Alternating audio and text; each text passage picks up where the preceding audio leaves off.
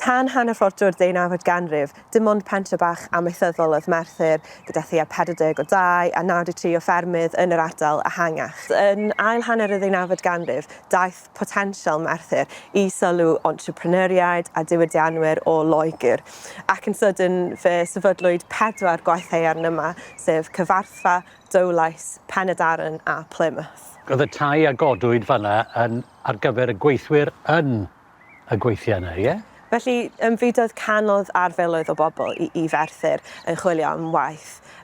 Neidiodd y boblogaeth o 8,000 yn 1811 i 46,000 50 mlynedd wedyn yn 1851.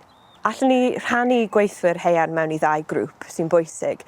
Yr gweithwyr ddi-grefft, unskilled, a gweithwyr medrus, skilled. Enghraifft y pydlwyr oedd ar sgiliau angenrheidiol i smeltio'r haearn. Oedd darparu tŷ gweithwyr iddyn nhw hefyd yn ffordd o atal nhw rhag cael eu cipio gan un o'r gweithfeydd haearn eraill yn Merthyr pan gyrraeddon nhw yma.